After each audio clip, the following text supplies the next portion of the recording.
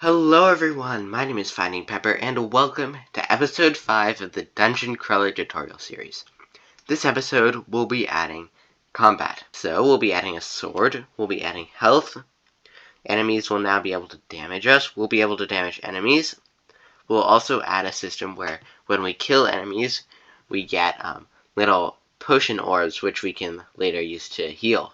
It's definitely not inspired by any systems in Hollow Knight. Without further ado, let's get started. As always, we'll grab some assets from our assets project. Grab DC5, put it into your backpack, head back over to your main sprite. There's a link to this project in the description, as always. Alright, back here, open up the backpack and drag in our sprite. Let's look at what we have. We have some spawn points, health orbs, swords, slashes, and hearts and potion bottles. Great. This looks awesome. The first thing I'll do is add the sword. So I'll make a new sprite and I'll call it sword. Very creative name. I will drag all the sword slash images into the sword sprite. Great. Look in here. We'll delete costume 1 and then we should have 16. And you'll see in the player sprite we also have sword images. The player sprites were drawn by Vryle. We'll start by making a control for our sword. We'll make a variable attack and we're in the main sprite for the sprite only. I'll duplicate our code here, if key, and then I'll use the space. If key space press, change attack by 1, else set attack to 0. If attack equals 1, then we know it's the first frame that we pressed the space key. Now I'm going to make a new custom block in the player sprite called combat. Run without screen refresh. And I'll put it under move player. Here we'll check if attack of main equals 1. So we just started swinging the sword. We'll then broadcast a message, swing sword. This is a new message, and we won't use it yet, but we will in the future. Then we need to make a new variable for the player called action for the sprite only. And this variable will hold what action the player is doing. For example, when the player is swinging the sword, we'll set action to sword. Like that. And then we'll set our animation frame to 1. So our action variable will be used for animation. Now in animate player, above all this, below the set tile size, I'll check if action equals sword. If it is, I'm going to stop the script. But before that, we switch to join player sword dir, and then we don't need to modulo animation frame because this is just a one-time action. So we can just say floor of animation frame.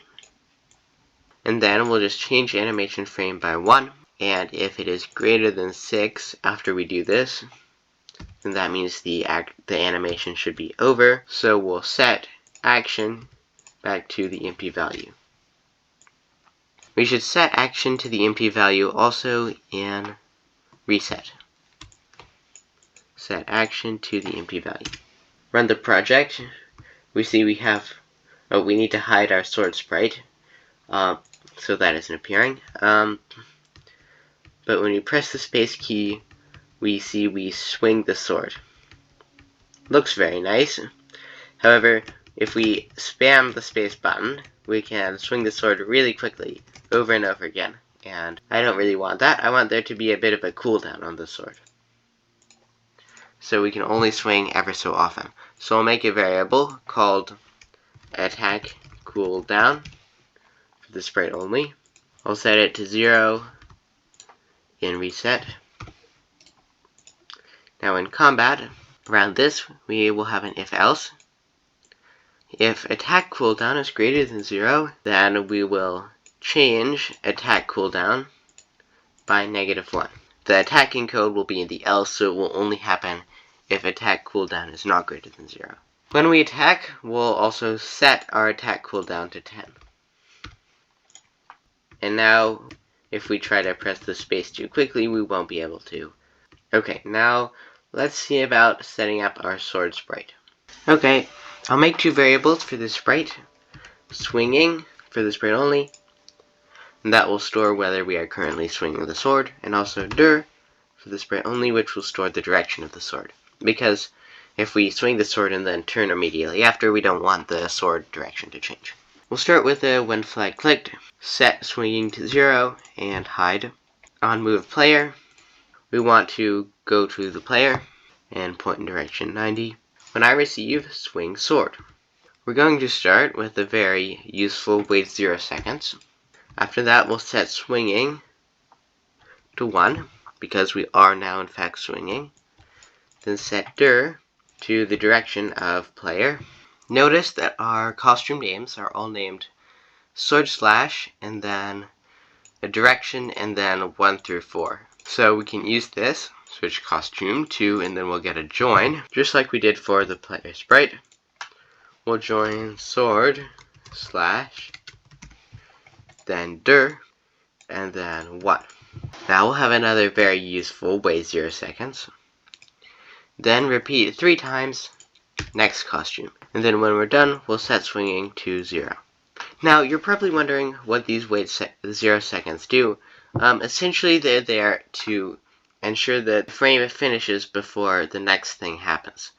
Because wait 0 seconds doesn't actually wait for 0 seconds. It waits until the start of the next frame. So it waits just a little tiny amount, but enough to let the other scripts in the frame finish running. Now when I receive display player, if swinging is greater than 0, then we stamp and hide. We should also set our size to, and then I'll grab it from a different sprite. We'll set size to tile size over 16 times 100. Oh, and I accidentally set dir to direction of player. We actually have to set it to dir of player. We need to set it to the dir variable, which is either up, down, left, or right. Okay, run this. And now we can swing our sword. Great. Let's make it so this sword can actually damage things. Go into the entity sprite and make a new variable called health for this sprite only. We'll modify the clone entity block to include health. So add text label health, colon, and then an input health. I'll make the slime have 12 health and the spider 15. And that doesn't necessarily mean they'll take this many hits to kill, because hits might do more than 1 damage. So I'll set health in our clone entity to health. Speaking of damage, let's make a variable called sword damage for all sprites. And in the main sprite, when the flag is clicked, I'll set sword damage to 5. So let's make a block called take damage. Run without screen refresh. Oh, and we're in the entity sprite, by the way. We'll check if touching sword, then we'll change health by 0 minus sword damage. There is a problem with this. That is that this will all happen all at once, because the sword stays around for more than 1 frame. So we need to give the enemy some invulnerability frames. So I'll make a variable called invulnerability for the sprite only. I'll set invulnerability to 5 here, and check if it is less than 1 before we check if we're touching the sword. And move enemy. After if type equals empty, we'll check if invulnerability is greater than 0, and if it is, change invulnerability by -1. I think it might also be nice to have some visual indication that we hit the enemy, so I'll set brightness effect to 100. I'll set it to 0 at the top, so otherwise it will not be bright. So I'm going to go to our slime. At the bottom, we'll put our take damage block. Then, if health is less than 0, or if health is less than 1, I should say, we can just delete the clone. And we'll replace that with something a bit nicer later. Okay, let's try this and see what happens. And nothing happens when I hit them with the sword. That's because the sword is always hidden. It has nothing to collide with. So in move player, if swinging is greater than 0, I will show. Alright, and we also need to make sure the entities are shown. So in move entity, after if type equals blank, we will show.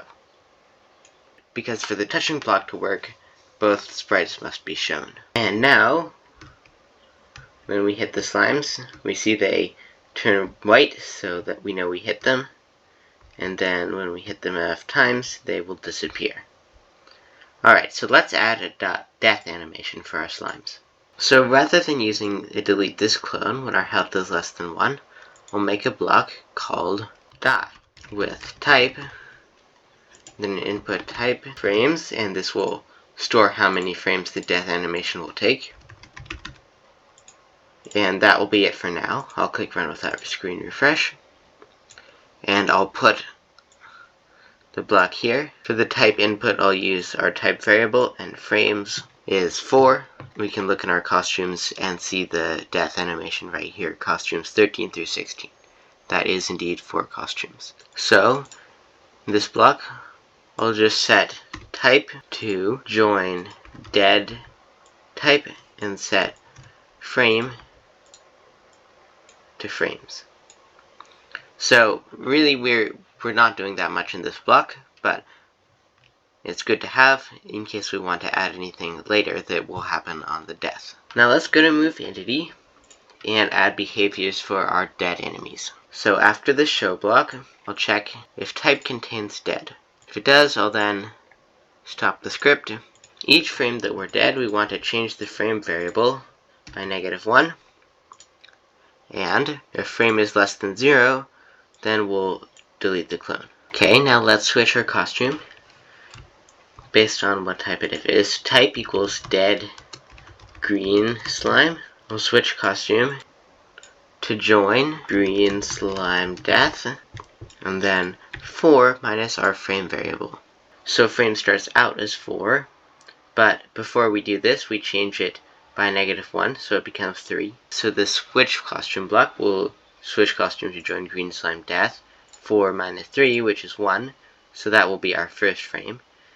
Then when frame becomes -2, it will be green slime death 2, and then 3, and then the last one will be 4 when frame equals 0, and then when frame is less than 0, we delete the clone. And there you go. You can see that nice animation. Now let's do the same thing for the spider. Go into take spider, and down at the bottom, we'll use our take damage block. If health is less than 1, we die with type, and then we use our type variable. Frames, and we have 4 frames for the spider as well. Then, in move enemy, if type equals dead spider, switch costume to spider death, and then 4 minus frame.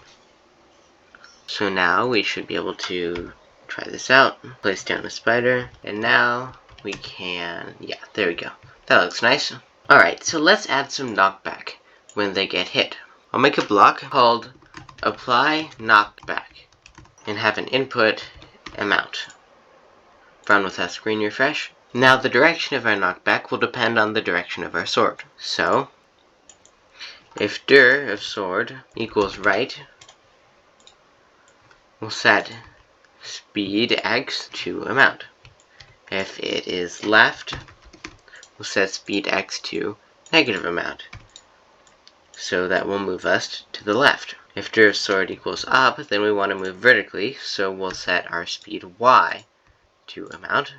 And if it is down, we'll set our speed y to 0 minus amount. Let's use this block when we take damage. I'll apply knockback with a value of 20. Okay. Now I'm also, in our take slime block, going to change the damping when we move forward from 1 to 3 to be 1.8 to 2.2. If the damping is too large, then the speed that gets applied from the sword will be erased too quickly. Okay, I'm going to try this out now. And now that looks very nice. I'd also like some knockback to be applied to the player when we do this. So I'll make 2 new variables. Player knockback x for all sprites, and player knockback y for all sprites. I'll set these in our apply knockback block. Set player knockback x, and then we want the player to move in the opposite direction of the enemy. So I'll set it to -10 if the sword is facing right, and +10 if the sword is facing left. So we move the opposite direction that the sword is facing. I'll do the same for the Y. -10 up and 10 down. Now in the player sprite in the combat block, and actually in our move player I'm going to put an if around the combat and check if editor is less than 1, because we don't want to be able to do our swords or whatever while we're in the editor. Okay, so in the combat block, below the attack cooldown, player knockback X is greater than the empty value, or player knockback Y is greater than the empty value. Then we'll set our speed X and speed Y to these values. Then we'll set the knockback variables back to the empty value.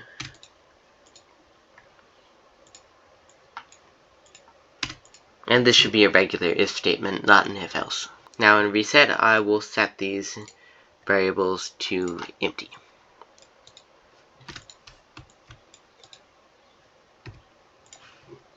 Let's see what happens when we run this. Aha! We do get knocked back, which is great, but we also turn around, so we can no longer hit the enemy. That's not very nice. It would be nice to be able to actually hit the enemy again without having to turn around. That's sort of what the knockback is for, is to give you more chance to hit the enemy before it can reach you. To fix this, let's freeze our direction for a little while after we get knocked back. I'll make a variable called fixed direction for the sprite only. Fixed direction will be a cooldown, sort of like attack cooldown. While it's greater than 0, we won't be able to change direction. So, in our knockback scripts, I'll set fixed direction to absolute value of player knockback X plus the absolute value of player knockback Y. And I will round this so it is an integer. So the more knockback we have, the longer we fix our direction. Now I don't want this to be too large, so if it's greater than 10, I will set it back to 10. So our direction doesn't accidentally stay frozen for a long amount of time. So let's go into change direction,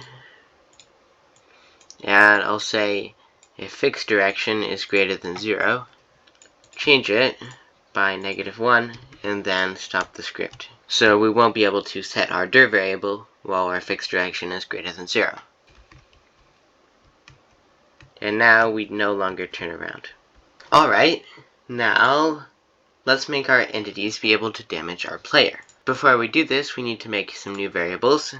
Health for all sprites, and max health for all sprites. I'll set these in the main sprite, set max health to 3. And in reset in the player sprite, I will set health to max health.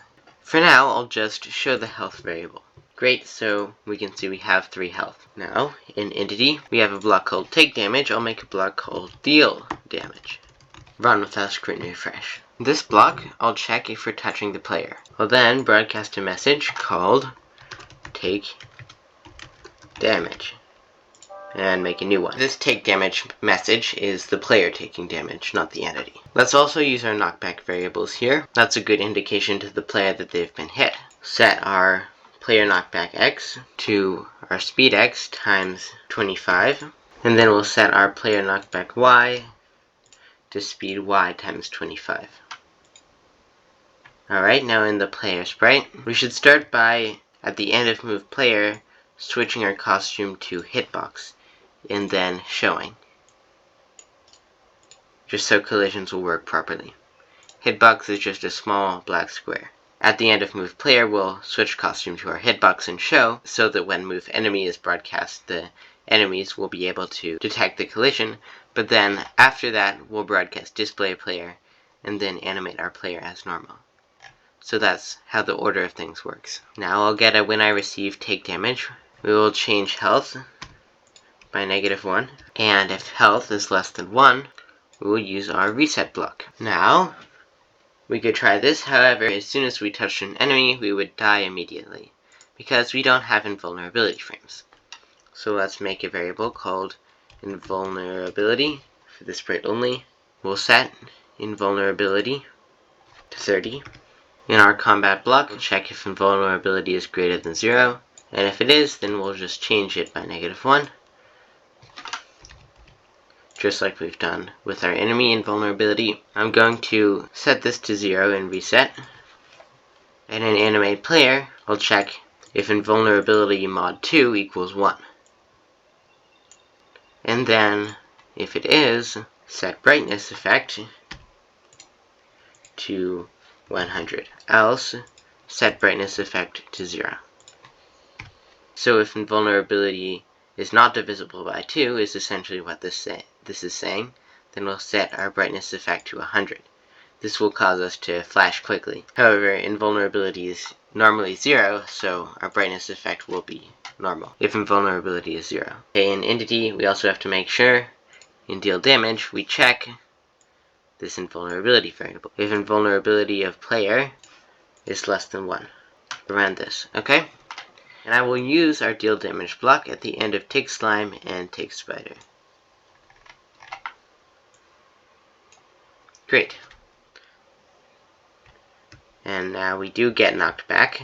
I think the flashing effect is a bit jarring, so I'm going to set our brightness effect to 20 instead here. Run this, and then yeah, I think that looks a bit better. And we can see our health is decreasing. When our health gets to 1, let's get hit again, and then we respawn back in the middle of the room. I'm going to go into this room and see what happens when we die here. Aha! We get respawned in the middle of this room instead. So we need to keep a way to keep track of the player's spawn point.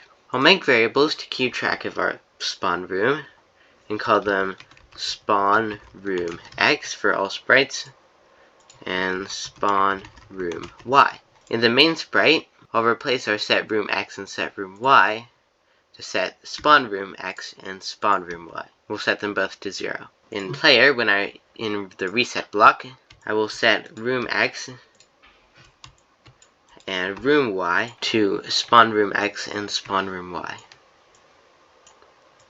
Then I will broadcast load room. I can then delete the load room from the when flag clicked in the main sprite. Okay, let's try this. So I'm going to go into our room to the right and die to the slime, and I should respawn in our first room. And great, here I am. Now, this always spawns us in the center of the room, but I feel like that's perfectly fine as the rooms are pretty small. It doesn't really make much of a difference where in the room we spawn.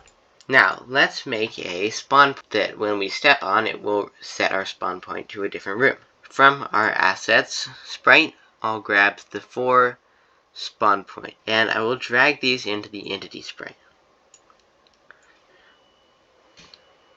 I've opted to add these as entities. Even though they don't actually deal damage to us, it seems like a good way to add them. And then I will drag this into the tile sprite as well. I'll go through our standard procedure of creating an enemy, show the tile keymap list, add a 9, then entity in our spawn entity block. If type equals 36, we'll clone entity of type spawn point.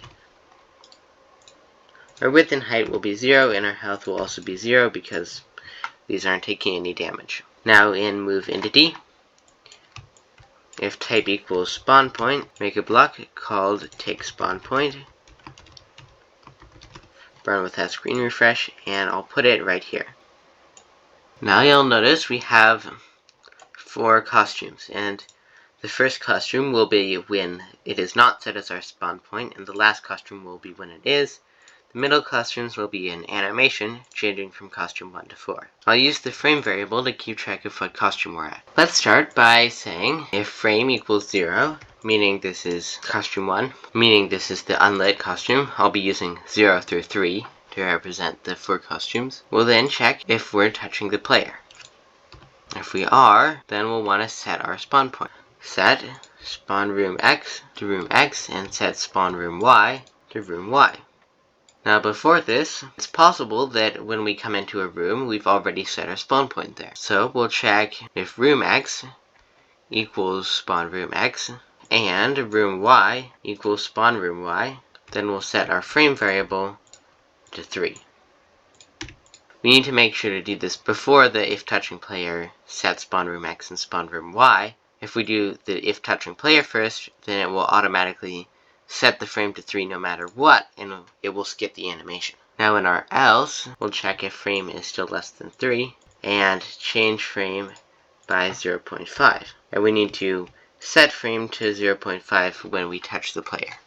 So this will kick off the animation. Now at the bottom, we can set our costume to join spawn point, and then floor of frame plus 1. Okay, let's try this out. I'm going to go into the editor and place down a spawn point. Now when we exit, it should glow green because our spawn room is indeed set to this room. Let's try exiting and re-entering, and it should still be green. That's good. I'll go down to this room down here and put down a spawn point. Let's try stepping on it. And we can see it played the animation. If we go back into our first room, this one is now deactivated. And now finally, let's try dying to an enemy. And now we respawn at our spawn point that we last stood on. Let's also make our spawn points reset our health and take spawn point down at the bottom. If we're touching player, set health to max health. Let's try taking some damage. Then we go back and stand on the spawn point. It shouldn't matter if it's lit or not. And then our health gets reset. Perfect. This is all looking good. Let's add a health bar. We can now hide the health variable, and I'll make a new sprite called HUD. It stands for heads up display. And I'll drag our heart and empty heart into the HUD sprite. We can delete costume 1. Now let's make a new message for our UI. I'll make a message called display UI. Create a new one. Okay, now first I'm going to hide this and set our size to 200. Now I'll say when I receive spawn entities, then we'll create our UI objects. I'll make a block called clone HUD. Run without screen refresh. Put that under here. Now I'll make 2 new variables, clone type for the sprite only, and clone num for the sprite only. I'll start by setting clone type to health, and set clone num to 1. I'll go to the top left of the screen, which I can position by dragging my heart over there. I'll go to X of negative 220, Y of 160. I'm just going to hide at the top here so we don't see this happening in case it takes enough time to be visible. It probably won't, but you know. But anyway, after I go to this position, I will repeat max health, and I'll move to the right. Change X by 32 each time. Each time I will create clone of myself. Then I'll change clone num by 1. So the clone num variable will store what number of heart it is. So if it's the left heart, it will be a clone number of 1. If it's the middle, it'll be clone number of 2, etc. Then at the bottom, I'll set clone type to the empty value. And the empty value will mean that it's not a clone, it is the main sprite. Because we are spawning entities off of the when I receive spawn entities, we should also make sure to first clear them when I receive clear entities. If we don't do this, then every time we broadcast spawn entities, all of our clones, not just our main sprite, will create clones of themselves, and suddenly we'll run into clone limit problems and bad things will happen. So we need to make sure we, when I receive clear entities, delete this clone. Okay, now we can actually code some behaviors for our HUD items. When I receive display UI, I'll make a block called display HUD. Run without screen refresh. And I'll put that here. I'll say if clone type equals health, then this is fairly simple. If health is less than clone num, switch costume to heart empty, and else switch costume to heart. Then we stamp and hide. Let's also make sure to check if clone type is greater than the empty value before we do this. Because if clone type is the empty value, we don't want to be displaying because it's not actually a clone. The purpose of the main sprite is mainly just to spawn the clones. we should see 3 hearts in the upper left. Now when we get hit, one of those should turn dark. Let's do that again. And yeah, great. Alright, this is looking nice. Alright, I'd like to make the hurt and death animations a bit nicer. So, from our DC5 sprite, I'll grab the player hurt costumes and drag them into the player sprite. When I receive take damage, we'll do something similar that we did for the sword. I'll set action to hurt, and I'll set animation frame to 0. And animate, if action equals hurt, there's only one costume, so I'll just switch costume to join player hurt dir. And then we'll leave this the same. This is duplicated from the if action equals sword. I'm gonna run this, get hurt, and now we see a small animation plate. It's not that good. I just made it myself. I didn't spend that much time on it, so you could probably do something better if you wanted to. And then now let's see what it looks like when we die. We just immediately teleport back to the spawn point. So in our take damage, when health is less than 1, rather than just resetting, I will broadcast a message called die. When I receive die, I'll put our reset block. I'll also broadcast stop main loop and wait.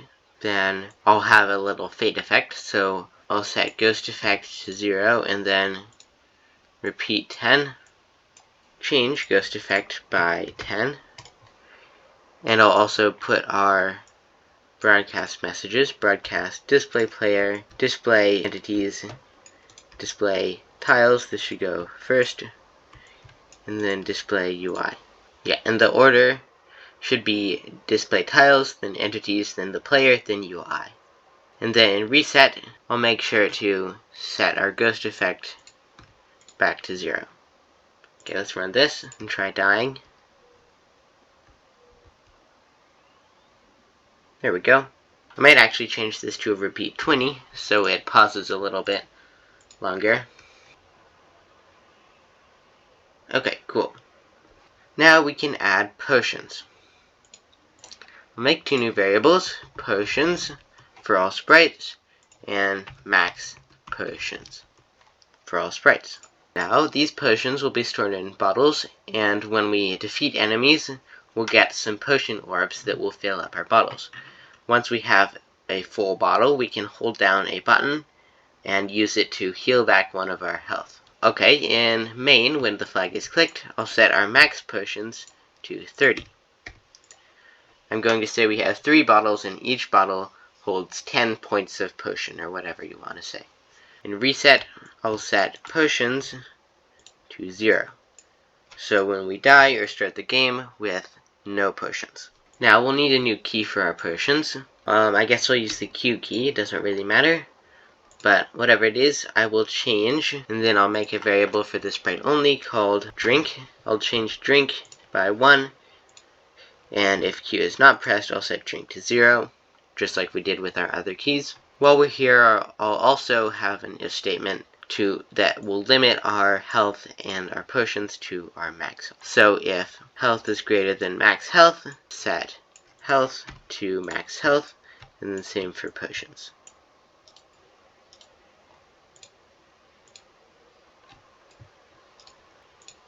Great. Now I'll go ahead and show the potion variable for now, before we add our UI to display them. Now I'll use the combat block to handle our potions. Down at the bottom, I'll check if drink of main is greater than 0, and also if it is less than 20. So it'll take 20 frames of holding down the drink button to heal a health. Each frame we hold it down will remove 1 point of potions until we've used up all 10 that it takes to fill a single bottle. If drink of main mod 2 equals 0, if potions is greater than 0, then we'll change potions by -1. And then we'll stop the script. I'm going to move our attack cooldown scripts below this. Our attacking scripts will be below this after the stop the script, so we won't be able to attack while we're drinking. Alright, now if drink of main equals 20. Then we have one last point of potion to remove. And then if potions is greater than -1, so if potions started out as something less than 10, then we shouldn't be able to heal completely. So we need to check if potions is greater than -1. If it is, we'll change health by 1. And if it's not, we'll just set our potions variable back to 0. Now I'll run this and turn potions into a slider. I'll slide potions up and then hold down the Q button. And you see it decreases until it gets to 4. Let's also just get hurt real quick. Take 1 damage. And then let's try healing. And then when we get down to 15, it does in fact heal us. Let's put it down at 4 and try healing. Now it goes down to 0 with no sign of, it doesn't go negative. Let's see if it actually heals us. It shouldn't, but we'll try it out. And yes, it does not heal us. Good. Let's add an animation for the player when they're drinking their potion. I'll go into the asset sprite and grab our 4 drink costumes. In our if main is greater than 0, then we'll set action to drink. And then below all this, if main equals 0 and action equals drink, then we'll set action to the empty value. In animate player, this animation is very simple. If action equals drink, switch costume to join player drink. There's no animation frame stuff here. I had a typo here in the combat block. Drink if main equals 0 and action equals drink, set action to the empty value. I'll set our potions, and now we can see the animation playing. Great. Let's say I'm going to move my set action to drink into if potions is greater than 0, so it only plays if we actually have potions to drink from. Now, how do we get these potions? We get them from little potion ores that get dropped from the entities. So in our asset sprite, I have 3 health orbs that I will drag into the entity sprite.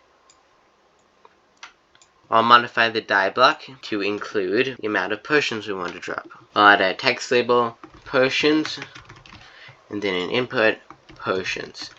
Then I will separate off our set type and set frame, and start by setting type to health orb. And then I'll switch costume to join health orb, pick random 1, 2, 3. Then we repeat potions, create clone of myself. This is alright that we set our type because we set it back down here at the bottom. I'll also give these potions some speed, so I'll set speed X to random -10 to 10 and set speed Y to also -10 to 10. Now the 2 places we use these blocks, I'll put in a value for potions. You can make these whatever you want.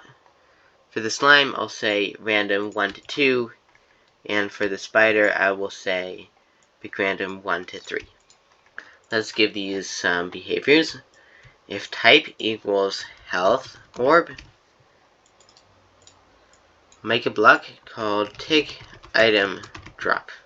Run without screen refresh, and I'm giving this a general name so that if we want to have other drops from enemies, they can use the same block. I'll start by setting up some basic variables because currently our item drop has the same variables that the enemy that spawned it has. I'll set invulnerability to 0 to make sure it doesn't glow at all. And I'll also set width and height to 0. We'll give it some deceleration, so I'll set speed X to speed X times 0.8 and set speed Y to speed Y times 0.8. This is pretty standard stuff. Then we of course need to move X and move Y. Also, I'll check if we're touching the player. Then if our type equals health orb, I'm going to just check this again here, just in case, we have other types of item drops. Then we'll change potions by, and then we see we have multiple sizes of health orbs. And I'm going to have the bigger ones change health by more than the smaller ones. And I'll use the final letter of the costume name to determine that. I'll change potions by letter, and that happens to be letter number 10. Letter 10 of costume name. Then we delete the clone. And I'll put that outside of the if type equals health orb. Now let's also have it move toward the player when it's close to the player. So if distance to player is less than 100, then we'll point towards the player to determine the direction that we want to go in. Up at the top, make sure to set our rotation style to don't rotate. Then I will use our move forward block. Our amount will be 3 and our damping will be 2. I'm also going to make it so the health orb can only be gotten a little bit after it spawns, so we don't collect it immediately because then we wouldn't see it. So I'll use our frame variable.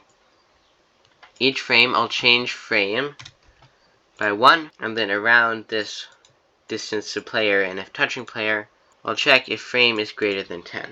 And that means that in our die with type block, we should set frame to 0 when we spawn our health orb. Great, let's try this out. So I'm going to kill the slime, and it drops 2 orbs and then they glide toward us. That's looking great. Now let's make a HUD bar to display our potions. I'll grab from our asset sprite all of our little potion bottles, and in our clone HUD block, we'll duplicate what we have for our health, this time setting clone type to potion, going to an X and a Y of negative 220 and 130 this time, and then we'll leave this the same.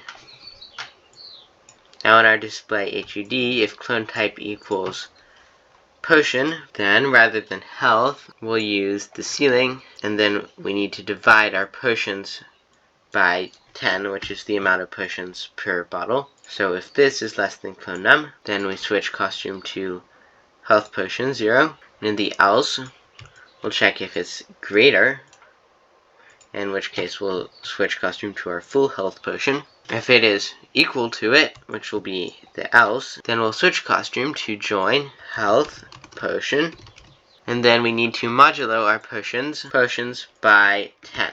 However, this will give us a number between 0 and 9, but we want a number between 1 and 10. So we need to subtract 1 from our potions, and then add 1 to our potions at the end. Okay, let's try this. We see our 3 potion bottles appear. That is looking like a good sign. I'll kill this, and then that little orb filled up that bottle a little bit. Now these 2 filled it up more. Nice. Okay, so this is looking good. Let's just try healing real quick. That is looking good. But we're still not done yet. Let's take a look at the enemy respawning behaviors. Right now, they respawn immediately when we leave and enter a room. I would prefer it if they didn't always respawn immediately. However, right now, we don't have a good way of storing that. So we need to make a list called entities killed for all sprites. So we'll add to this list when our corpse gets deleted. So in move entity, if type contains dead, when frame is less than 0, we will add, and then join, a bunch of joins actually. We'll join our spawn index, space, room X, space, room Y.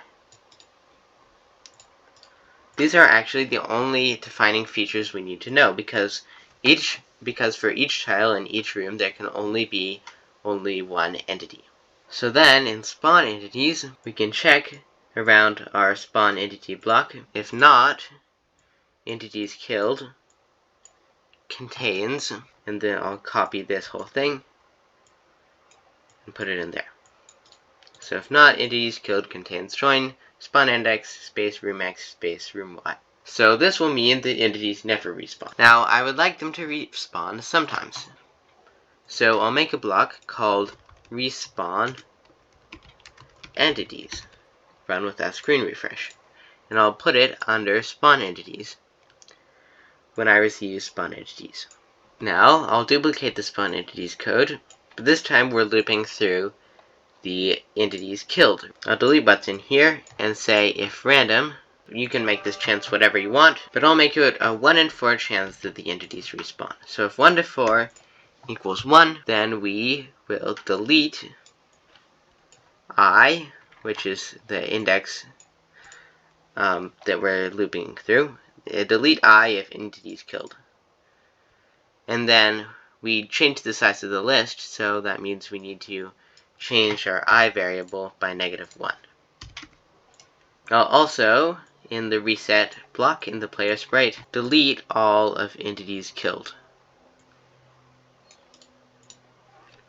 Now I'll run this, and then our slime should be respawned.